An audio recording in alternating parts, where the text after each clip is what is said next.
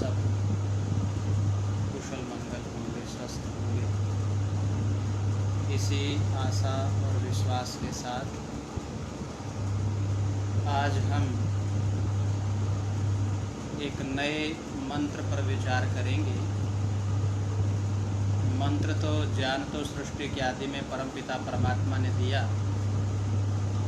यहाँ नए का अर्थ है किसी न किसी एक मंत्र पर हम प्रतिदिन चर्चा, परिचर्चा, संवाद आप लोगों के बीच में कर रहे हैं।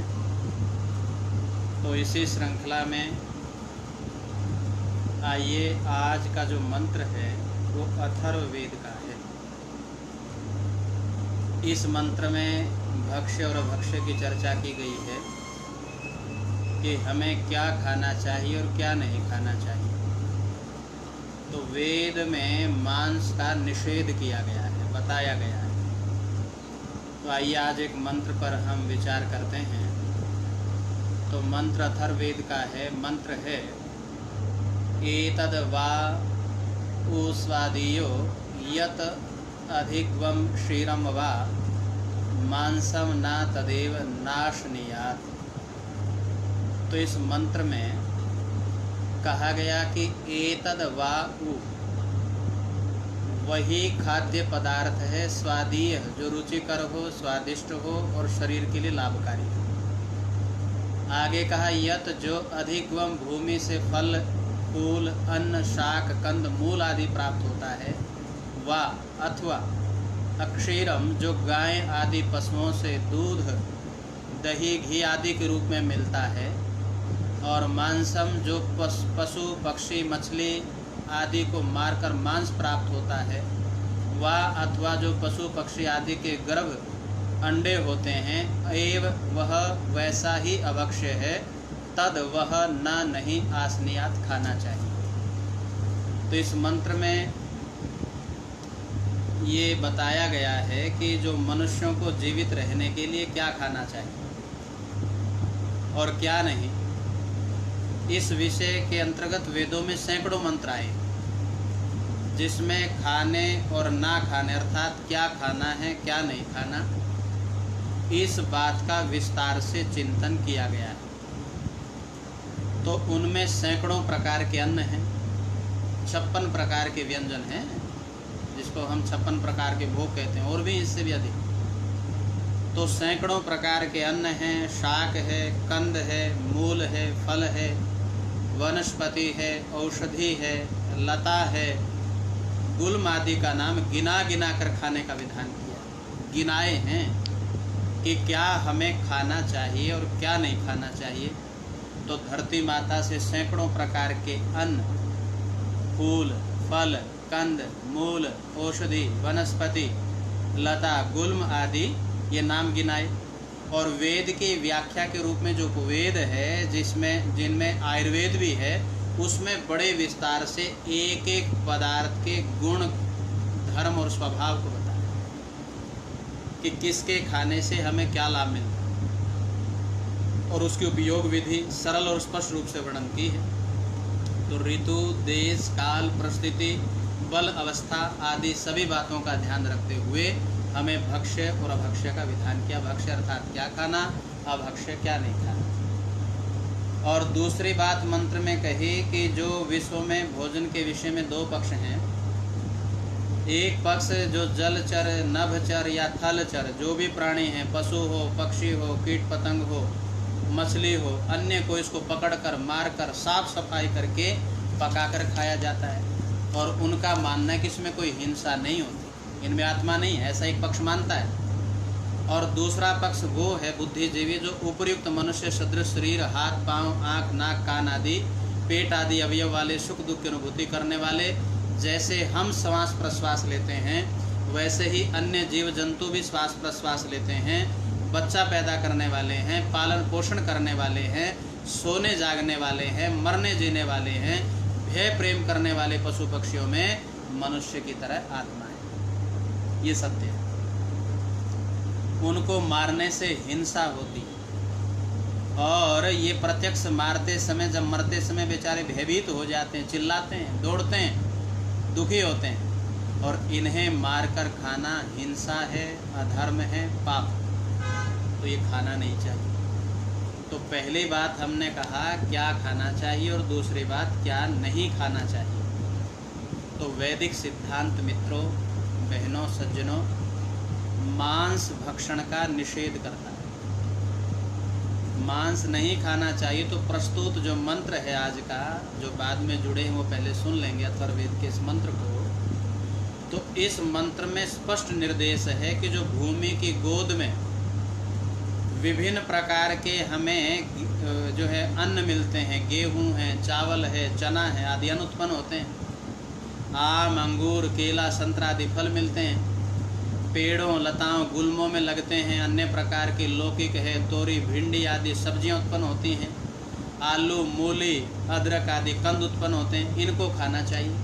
अथवा गाय, भेड़, बकरी आदि पशुओं के दूध और दूध से बने दही, गाय के दूध को तो अमृत कहा शास्त्रों में, तो दूध से बने पदार्थ हैं, दही है, मक्खन है, मलाई, घी, मावा, पनीर आदि ये खाना चाहिए। तो पशु पक्षी आदि आत्मा वाले जीवित प्राणियों को मारकर नहीं खाना चाहिए। बहुत पदार्थ परमात्मा ने बनाए हैं, कितने प्रकार के कंद हैं, वनस्पतियां हैं, फूल है, फल है, औषधि है, गुल्म है, कितने प्रकार की शाक सब्जियां हैं, खूब खाएं, दुग्ध आदि है, दूध से बने पदार्थ हैं। तो मनुष्यों को कत्ल खाने में जाकर पशु पक्षियों को मारते हुए, काटते हुए दिखाया जाए तो निश्चित है अधिकांश व्यक्ति मांस भक्षण छोड़ देंगे। जब वो एक दर्दनाक मंजर होता है, वो दर्दनाक घटना होती है। ऐसा ही एक बार इंग्लैंड देश में हुआ, बच्चों ने टीवी पर पशुओं को कटता देखकर मांस खाना बंद कर दिया। और वैदिक धर्म में तो प्रारंभ से ही पशु पक्षी को मारना इतना घातक है जितना मनुष्य को या उसके बच्चे को मारना। वेदों के मंत्र में यहाँ तक कहा गया कि गाय आदि अत्यंत परोपकारी जो पशुओं को मारने वाले को मृत्यु दंड देने का विधान है। तो आज तथाकथित जो वर्तमान हमारी सरकार है, मैं धन्यवाद ज्ञापित करना चाहता हूँ उत्तर प्रदेश के माननीय हमारे मुख्यमंत्री आदित्यनाथ योगी जी का, जिन्होंने गाय को मारकर और उसका मांस भक्षण आदि करने पर या गाय को मारने पर दंड का विधान किया, क्योंकि दंड के बिना कोई सुधरता नहीं। लेकिन इस हरियाणा की भूमि में मेवात मानो छोटा सा पाकिस्तान बन चुका है। तो हम प्रयास करें कि गाय हमारी माता है, और गाय नहीं, अन्य जितने जीव जंतु हैं, पशु पक्षी, सबको जीने का अधिकार है, और वो हमारे हित के लिए ही परमपिता परमात्मा ने विभिन्न प्रकार की भोग योनियां प्रदान की। कहीं न कहीं वो लाभकारी है। तो इसलिए गाय तो अत्यंत परोपकारी पशु है, उसको तो माता का दर्जा दिया गया, गावः विश्वस्य मातरः। और वेदों में कहा गया कि जो गाय को मारता है उसको मृत्यु का दंड दिया जाए, ऐसा विधान है। यदि ऐसा विधान लागू कर दिया जाए तो ये शायद हमारा ये जो कत्ल खाने हैं बंद हो जाएं, और व्यक्ति और प्राणी जो है स्वच्छंद रूप से अच्छी प्रकार से अपने जीवन को जी पाएँ। तो आज के प्रसिद्ध जो हमारे पाश्चात्य वैज्ञानिक हैं, डॉक्टर हैं, बुद्धिजीवी हैं, उन्होंने मांसाहार के कारण होने वाले अनेक प्रकार के रोगों के नाम बताए। अमेरिका, यूरोप आदि सभ्य कहलाने वाले देशों में अब शाकाहार बढ़ता जा रहा है, और मनुष्य मांसाहारी प्राणी नहीं। यदि कोई व्यक्ति शोध प्रमाण को न स्वीकार करे तो तर्क युक्ति को हम स्पष्ट करते हैं कि मनुष्य एक मांसाहारी प्राणी हो ही नहीं सकता। अब सुने क्यों। पहला, धरती पर जितने मांसाहारी प्राणी हैं वे जीभ से लपाकर पानी पीते हैं, मनुष्य घुट घुट कर पीता है। दूसरी बात, मांसाहारी प्राणी रात के अंधेरे में देखते हैं, चलते हैं, और मनुष्य रात को दिखाई नहीं देता, अर्थात वो सोने की चेष्टा करता है।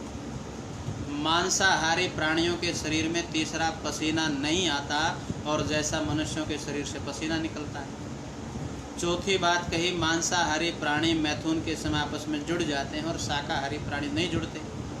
और जितने भी मांसाहारी प्राणी हैं उनके बच्चे पैदा होते हैं तो आँख कई दिनों तक बंद रहती है, और मनुष्य के बच्चों की थोड़ी सी देर में ही खाल में आंखें खुल जाती हैं। और छठी बात कही कि जो मांसाहारी प्राणी हैं उनके दांत नुकीले होते हैं, चुभने वाले होते हैं, और मनुष्यों के दांत सीधे और सपाट होते हैं।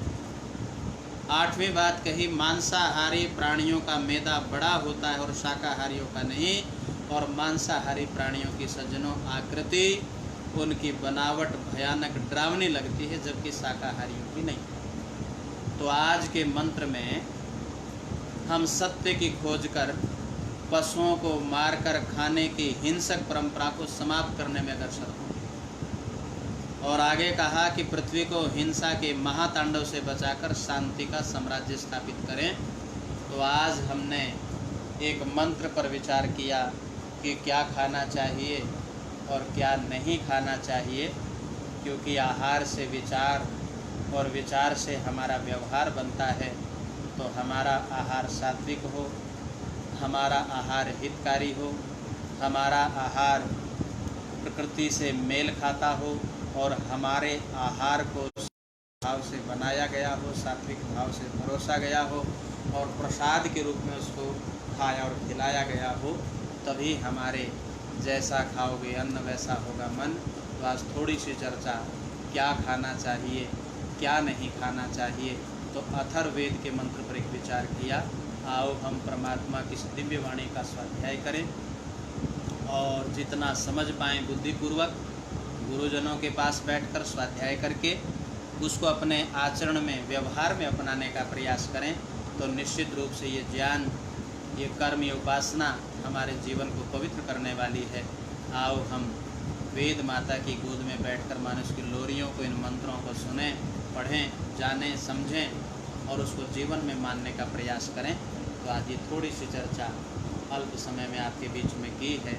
इस स्वाध्याय श्रृंखला में आप इसको सुनेंगे और आगे भी इसको प्रेषित करेंगे, शेयर आदि करेंगे, ताकि औरों को भी इनका लाभ मिले। तो आज वेद माता की एक मणि, एक माला, एक मोती आपके बीच में लेकर आया और उसको साझा करने का प्रयास किया आपके बीच में। आप इसको समझने का और जीवन में अपनाने का प्रयास करेंगे। इन्हीं भावों के साथ अब वाणी को विरमित। ओम शम।